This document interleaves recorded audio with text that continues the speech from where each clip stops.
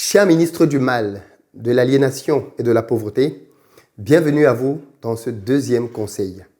Il va être question pour nous aujourd'hui de continuer notre œuvre de destruction massive de la population en silence. Aujourd'hui, nous allons étudier un point fondamental de votre travail, un point qui va permettre que nous puissions continuer d'atteindre nos objectifs en maintenant la population bête, abrutie et aliénée.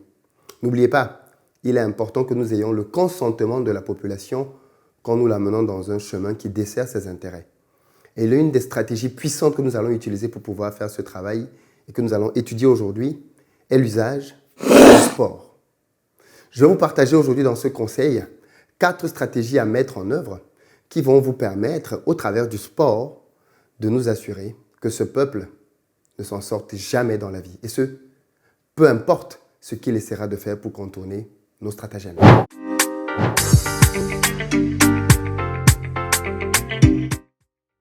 Salut à toi, bienvenue sur ma chaîne, moi c'est Philippe Simon. Ici je te parle d'entrepreneuriat et d'investissement parce que je suis convaincu que ce sont les 2 piliers sur lesquels la communauté noire doit s'appuyer pour émerger. Donc si toi aussi tu veux faire partie de cette belle aventure, je t'invite à faire 2 choses. La première, abonne-toi à cette chaîne, active la cloche des notifications, tu seras ainsi informé de l'apparition de toutes nos vidéos business comme celle-ci qui vont t'apporter du très bon contenu. Investir au pays est de loin le premier canal de formation et d'information de la communauté noire. Deuxième chose, va dans la barre de description, clique sur le lien pour recevoir gratuitement le quiz que j'ai créé intitulé Le Révélateur. C'est un petit quiz qui se fait très rapidement et qui va te permettre de faire le point sur ta gestion des finances personnelles. Il te permettra donc de savoir si tu es ou pas une passoire. Et crois-moi, tu risquerais fortement d'être surpris. Pour ceux d'entre vous qui veulent aller un peu plus loin, je vous donne rendez-vous sur mon site investiraupayis.com sur lequel vous trouverez une batterie de formations qui vont vous aider très rapidement à augmenter vos revenus.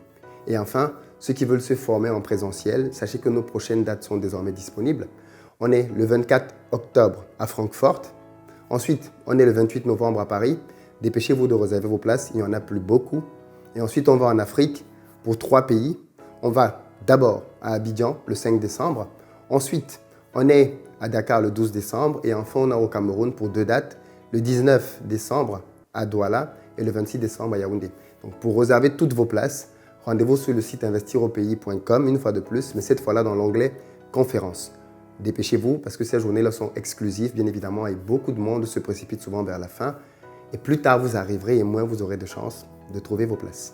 Alors aujourd'hui, on va continuer dans notre concept ministériel. Je pense que ceux qui ont vu la première vidéo la semaine dernière ont validé ce concept. Et donc désormais, les lundis, on fera une réunion de conseil pendant laquelle on va développer une stratégie à mettre en œuvre pour maintenir le peuple dans la pauvreté.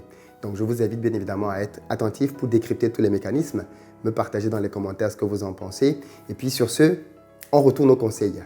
Cher ministre, je vous invite à considérer le sport comme une activité stratégique de notre plan de déploiement. Le sport doit faire partie de chacune de vos stratégies, que vous soyez sur le continent américain, européen, asiatique et surtout africain, pour maintenir le peuple dans la stupidité la plus absolue. Assurez-vous au travers du sport qu'ils puissent nous donner le temps que l'on veut avec leur cerveau. Le sport va nous permettre de pouvoir faire 4 choses. La première, c'est d'occuper leur esprit au travers de la publicité.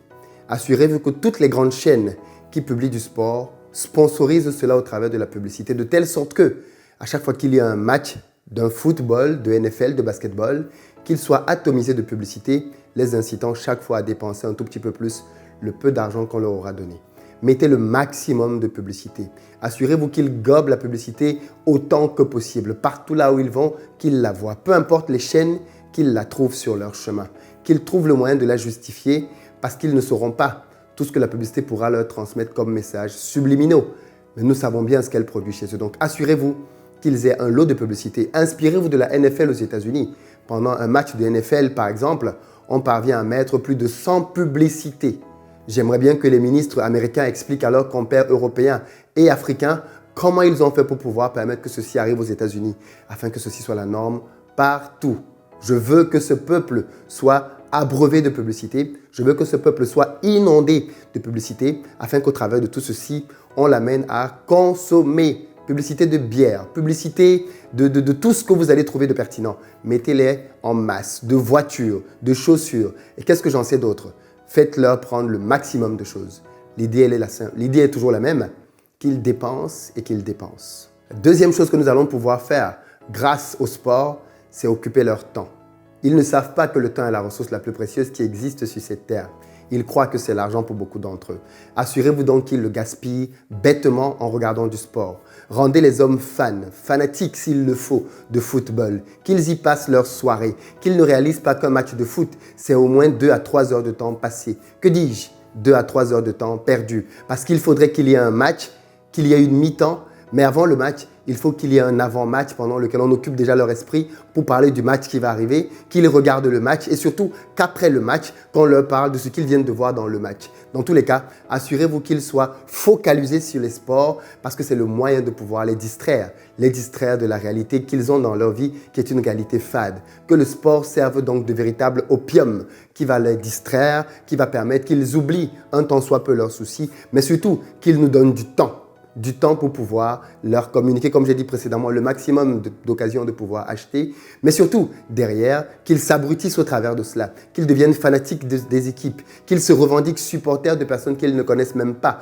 qu'ils deviennent fous pour du sport, qu'ils se battent et même qu'ils en arrivent à s'entretuer s'il le faut. Mais servez-vous du sport comme un moyen de pouvoir abrutir ce peuple. Prenez de son temps, qu'ils ne réalisent pas que les 3 heures de temps qu'ils ont passé à regarder un match sont 3 heures de temps perdus pour la vie. Qu'ils ne réalisent pas que pendant ces 3 heures de temps-là, ils auraient pu apprendre quelque chose en lisant un livre. Qu'ils ne réalisent pas que pendant ces 3 heures de temps, ils auraient pu passer un moment inoubliable avec leur famille. Mais plutôt qu'ils consacrent ce temps-là à des choses qui sont vaines, futiles et qui vont les appauvrir. Assurez-vous de cela. La troisième chose que l'on va être parvenu à faire avec le sport, c'est qu'on va leur faire perdre de l'argent. Oui, parce que ne l'oubliez pas, ils vont nous consacrer du temps. Mais chacun d'entre eux, en passant du temps avec nous, en regardant un match de foot, ne sera pas en train de travailler pour gagner de l'argent en parallèle.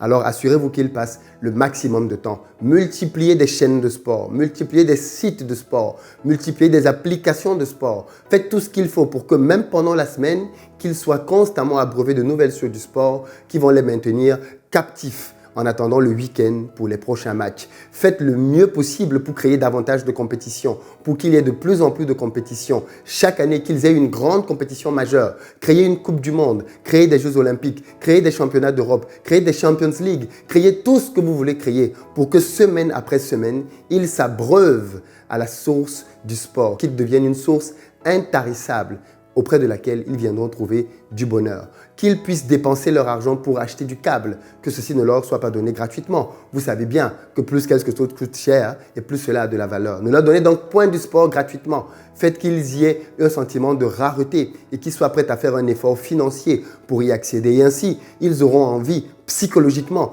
de rentabiliser leur investissement. Et qu'est-ce qu'ils feront? Ils verront de plus en plus de matchs. C'est ainsi que ça va fonctionner. Je compte sur vous pour déployer cette stratégie-là, mais prenez-leur leur argent. Prenez le maximum d'argent que vous pouvez.